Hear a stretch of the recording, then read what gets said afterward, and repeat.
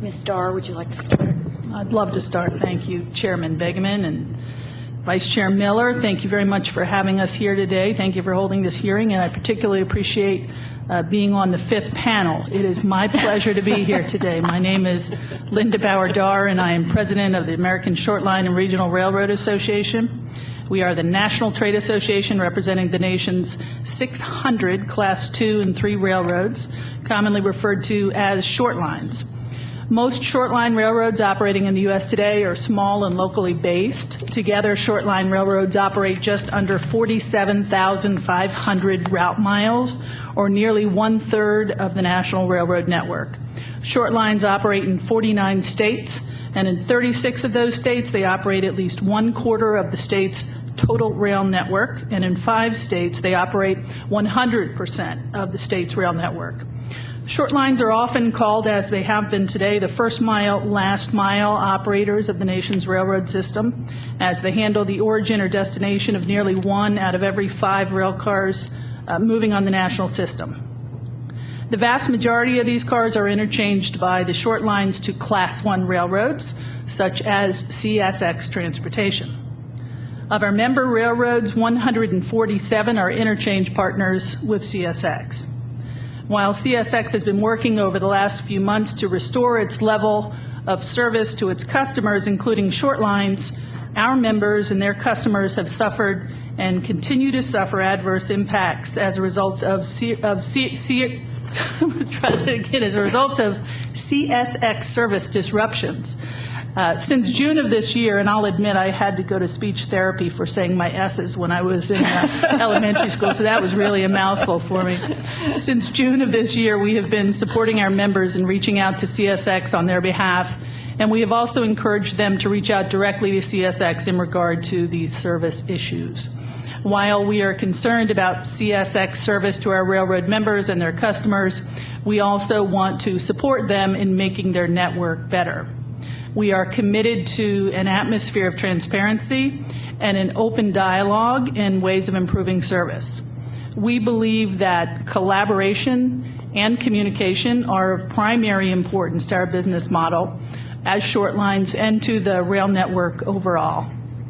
We applaud CSX for taking steps within the last 30 to 45 days to stabilize the railroad, to slow the pace of change, and to increase communications with short lines.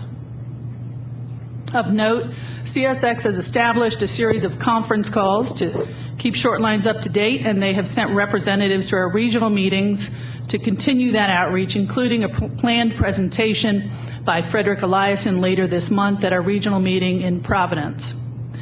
Personally, I've spoken with Mr. Eliason twice in recent weeks, and I think I and all of my members have experienced a stepped up level of outreach from a number of key CSX executives of late. My members, as fellow railroaders, while impacted by this disruption, they understand the impact of any change on the rail network, let alone a change of this magnitude. It is a difficult Rubik's Cube of a situation for anyone, and for any one railroad to implement a change of this magnitude in such an interconnected and complex network is bound to be problematic. Prior to this board's listening session, originally scheduled for September 12th, we surveyed our railroad members that interchanged traffic with CSX. After the session was postponed, we prepared a follow-up that was completed just last week. In particular, we asked for feedback on the potential for short-line railroad revenues to be put in jeopardy because of CSX service disruptions, their loss to date due to service disruption, and then lost opportunities for the future. Historically, CSX has had more short-line partners than any other Class 1 railroad. So their success is inextricably linked to short-line success, and the continued fluidity of interchange is critical to the viability of the short lines and to the communities they serve. For some of our railroads, CSX is their only interchange partner. Short lines have worked hard historically to establish service levels that work well operationally for the railroads, including CSX, and for our customers.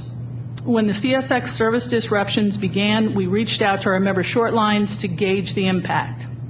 In response to the initial survey, about half of our CSX shortline partner railroads responded, and when we resurveyed, that number dropped to about 20%. On average, the surveys showed that approximately 97% of short lines had experienced service disruptions. When asked in both surveys what percentage of total revenue is derived from CSX interchange traffic, 67% said that this revenue represented 50% or more of their overall business. 22% said it represented 100% of their interchange business.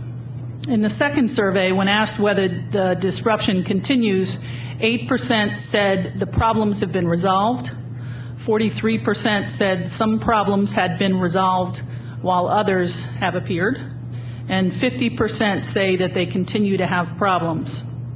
It's unclear what may have been the response if all the respondents from the first survey had completed the second, but generally things seems to be marginally trending in a positive direction, though considerable problems remain.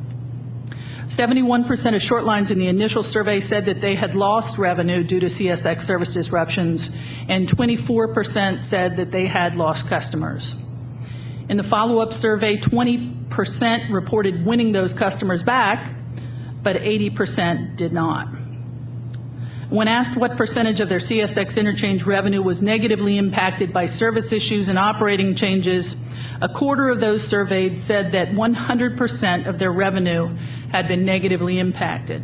A third said that 25 to 50% of their CSX interchange revenue had been impacted, and the remainder said that less than 25% had been negatively impacted. In dollar terms, the losses for some of our smaller railroads have been in the high hundreds of thousands of dollars.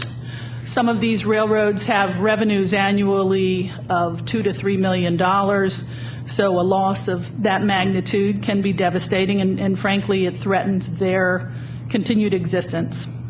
Specifically, short lines have reported the following types of service problems: interchange delays, transit delays, unilateral changes in routing by CSX, yard delays, and a lot of cars lost in transit. Some have reported hundreds of cars lost in transit, transit time more than doubling, added operational costs due to wasted crew time waiting at interchanges, and the need to lease or purchase additional cars or locomotives to make up for those that CSX took out of operation at their location. Continuation of these kinds of problems long-term could be ruinous to short lines. Again, while CSX has improved service in the last 2 months, problems for our members and their customers continue. If they cannot obtain regular, reliable, on-time service from their Class 1 partner, we worry that their customers will flee to other methods of shipping their products. The Wall Street Journal reported that as a result of CSX's deteriorating service, a number of shippers have, at least in the short run, diverted traffic previously handled by CSX in conjunction with short lines to trucks, and certainly we heard a lot of that today.